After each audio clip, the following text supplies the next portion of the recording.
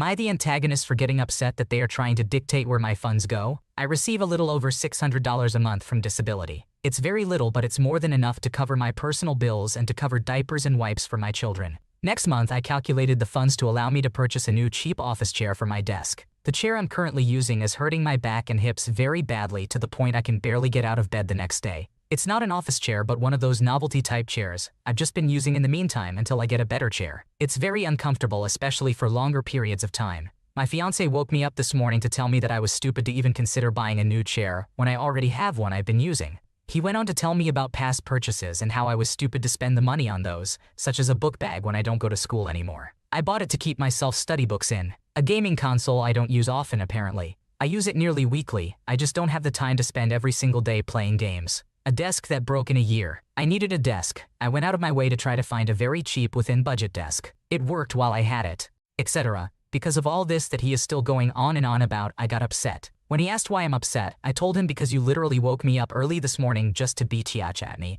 about how I spend my money. You're acting like my sister. My sister treats me like a small child, basically. She's never once acted like I'm an adult, despite me being almost 30. Now he's angry at me and telling me I have no right to be upset. I could maybe understand his viewpoint, but I carefully calculated this chair into my check. I won't buy it until after all other bills are paid and diapers and wipes are bought. Nothing is being put aside for this purchase. My children's needs will be met next month. I'll still have extra money left over after the chair too for emergencies, just $100 less than if I didn't buy the chair. Am I the asshole here for getting upset that he's trying to tell me how to spend my disability check on?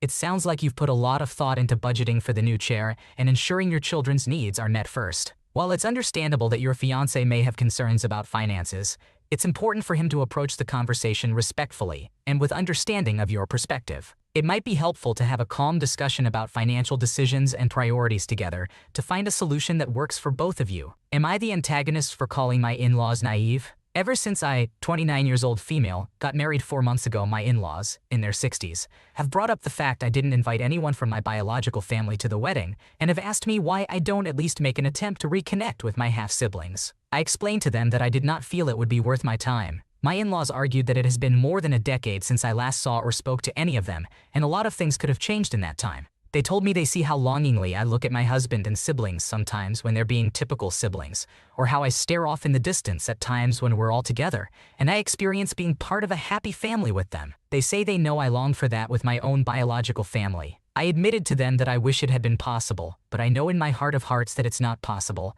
and I found acceptance in that a long time ago. I feel I should touch on some background here. My father was a married man when he met and had an affair with my mother, of which I am the result. His family found out about me when I was a baby or a toddler, and his marriage ended as a result. His other children were in their teens at the time, and they hated me for being born. I have a number of scattered memories of them. I never lived with them, but I saw them on occasion when I was with my father. They were hateful, they were cruel, and they made it very clear to me at a very young age that they did not want anything to do with me. My father would whine for them to be nicer, but he never really stood up for me, and he never tried protecting me either. My mother grew to resent me for the ending of the affair, her relationship with my father. She treated me terribly from middle school onward until I cut off all contact when I was 19 years old.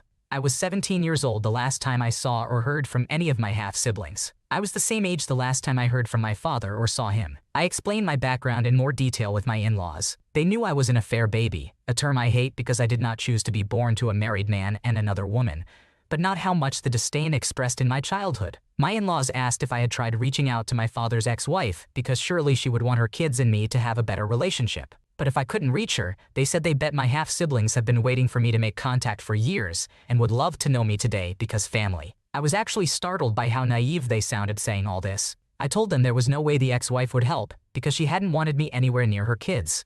I also told them my half-siblings were all older than I am now when I last saw them, and they still hated me, so I held no hope for change. They told me I didn't know, and I told them I could not afford to be as naive as them. They were hurt I called them that. My husband told them it was naive to think the way they did. Am I the asshole? It sounds like you've been through a lot with your complicated family history, and it's completely understandable that you may not want to reconnect with those who have treated you poorly in the past. Your in-laws may mean well, but it's important for them to respect your decisions and boundaries regarding your biological family relationships. Am I the antagonist for snapping and cussing at an AmITheA board member for not leaving us alone? Am I the asshole? I posted this in our AmITheA hole because I'm really not sure. This happened about a week ago and I'm on the fence. A month ago, my husband found a largish lump on our 9-year-old Russell Terrier's face. We took her to the vet, who told us that there was nothing that could be done for her. I was not content with that, so we got a second opinion that ended up reflecting the first.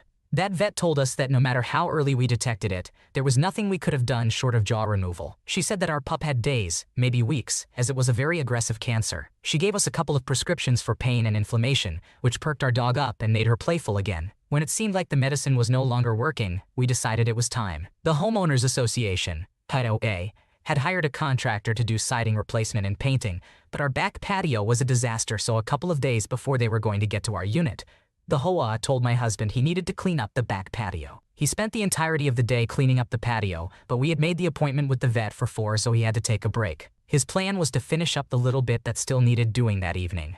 For what it's worth, it took him less than 15 minutes to finish up that night. As my husband, our 10-year-old, and I were all walking to the car with our dog, a woman I didn't recognize approached us. She had a smallish dog with her, so I thought she was wanting to introduce our dogs to each other, which I thought was sweet.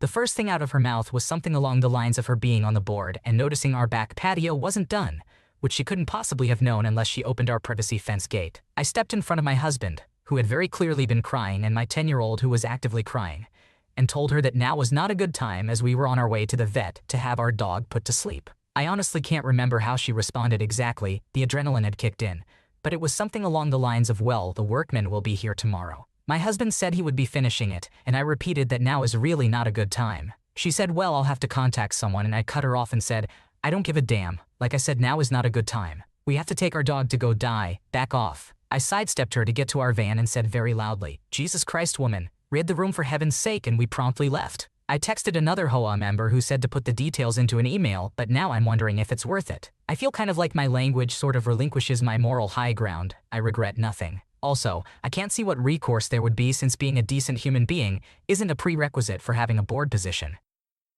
No, you are not the asshole in this situation. It's completely understandable that you were emotionally overwhelmed, and the woman's timing and lack of empathy were incredibly insensitive. It's important to prioritize compassion over patio cleanliness, especially during such a difficult time. Am I the antagonist for telling my parent I wish they had talked about my other parent when I was growing up? My biological father died when my mother was pregnant with me. They had been together for 10 years, married for 2, and he died in a car accident when my mother was 7 months pregnant with me. She met my adoptive father when I was 9 months old, and they got married, and he adopted me before I was 2. I had minimal contact with my biological extended family as a kid. My mother didn't give them much access to me, but she did allow some. She never talked about my biological father, though. We had no photos of him at all. I had a pretty happy childhood. I did sometimes wish I had a photo of my father, but it wasn't until a few months ago that I had some more feelings about this. One of my friends and his girlfriend had a baby. It was a big deal because he is 19, and his parents hadn't wanted him to be such a young dad. I am 19 too, so it was surreal for me as well. But seeing him so excited to be a dad and getting ready for the baby, and even afterward, made me think of my biological father. It made me think about how excited he was to be a father, and then he died, so he was basically erased from the picture and never talked about to the child he loved and wanted by the wife he loved so much. It made me kind of mad and sad. I sat with it for a few days, and then one day I went to see my mother while my father was at work. I asked her if she would tell me more about my biological father, and she refused to. She told me we didn't need to talk about that, and imagined how my father would feel if he walked in. I told her he had to understand he wasn't the only father, that another man made me and wanted me, but he died before he could be my father. She told me he was dead and we were alive, and we didn't need to dwell. She also said it was strange to bring this up after so long. I told her seeing my friend become a father made me reflect a lot, and I told her I wished she had talked to me about my father when I was growing up, that I hate that he was erased and replaced like he never existed. She told me it wasn't fair to expect that of her, and I was burdening her with my own emotions, and it wasn't right. She also said I was being ungrateful to my father for mentioning my biological father. I left because she was really angry at me. Am I the asshole? It sounds like you were simply trying to connect with your past and understand your roots, which is natural and valid. Your mother's reaction may have stemmed from her own feelings, but communication and empathy are key in situations like this. It's important to navigate these emotions respectfully and openly to find a resolution that honors all relationships involved. Am I the antagonist for calling my work teammate unprofessional because of their puppy? I, male 27, am working towards getting my doctorate, so in addition to the other roles I have at the university, I am leading several projects with a core team of 7 members. Back in late January, one of the women on the team went on maternity leave, and then another left for maternity leave as well in early March. Because of this, our team has been stretched pretty thin. I I understand this, so I've been setting less ambitious objectives for our team, so the remaining 5 of us are not overwhelmed. In late February, the newest member of the lab, Cole, female 27, took in a 5-week-old puppy, Bean. Cole joined the lab back in December. She needs to research for her master's degree. Before she joined, I'd known her for almost 4 years. Here's where the problem is. Since getting Bean, Cole has been consistently coming late to meetings, missing her deadlines, and leaving early. I've been having to take extra time after hours to ensure that she's in the loop.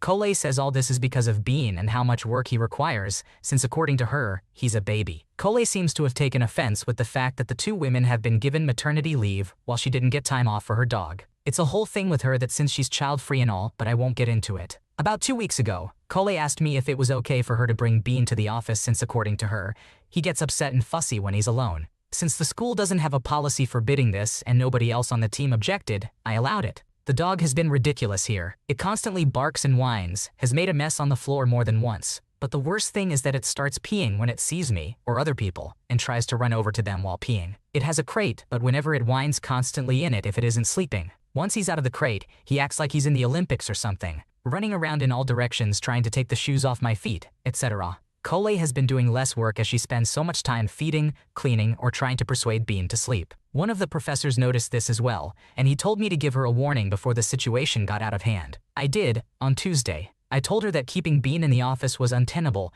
and that she'd need to find some alternative. She protested, but I insisted, and she seemed very upset with this. Wednesday, Cole didn't come in since she didn't want to leave Bean alone. Today she only showed up for a bit and then headed out. I didn't bother speaking with her, and just a few hours ago, after work, she called me and said I was being a jerk for not advocating for her and Bean. I've decided not to escalate this since she is clearly under a lot of stress, but I did tell her that she was being unprofessional and needed to pull up her socks before her supervisor got involved. Am I the jerk? It sounds like you've been understanding of Cole's situation with her puppy, but it's important to maintain professionalism in a work setting. It might be worth having a conversation with her to find a solution that works for both her and the team without jeopardizing the work being done.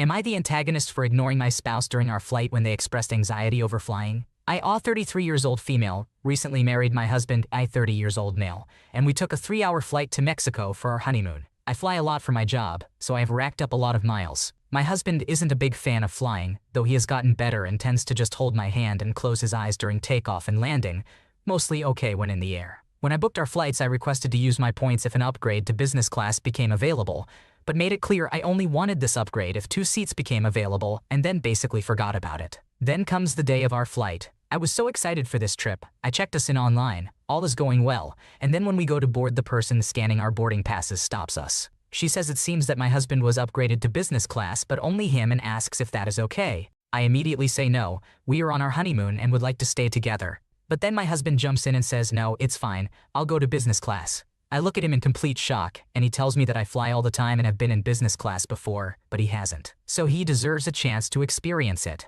I see we are holding up the line, so I feel like I just need to agree and get on the plane. To say I am pissed off is an understatement. He is all smiles, taking his seat, and I go back to my seat where they sit me next to an old woman with a baby on her lap, where my husband should be sitting. Within maybe 5-10 minutes of sitting there, trying to hold back tears because my husband left me alone on our flight during our honeymoon and uses my points for his upgrade no less, he starts to text me saying he feels anxiety over flying. I ignore the text and stop looking at my phone. Within maybe an hour after we are in the air, he comes to the back of the plane to find me, offers me half of his business class breakfast, and asks me why I was ignoring him, that he was scared and needed me to tell him it'd be okay since I am such an experienced flyer. I told him maybe he should have thought about that before leaving me alone before our honeymoon even really began. He gets angry, tells me that this may be the only time he gets to fly business class, and he was giving me half his breakfast to make up for it, so I could at least be supportive of his genuine fear. I roll my eyes, sarcastically say thanks, and he goes back up to his seat. When we landed, I tried to just move on and forget about it so that we could just enjoy our honeymoon, but he guilt-tripped me about not comforting him via text before takeoff. And now I am wondering if I am being unreasonable and should have just let him enjoy his time in business class and ensure him it'd be okay. So am I the asshole?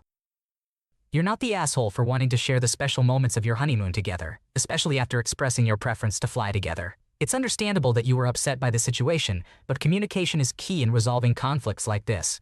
Next time, just ensure your expectations are clear before takeoff. Thanks for watching. When you subscribe, make sure to hit the bell to turn on notifications so you never miss a video. To finish listening to all the stories, check out the playlist in the description.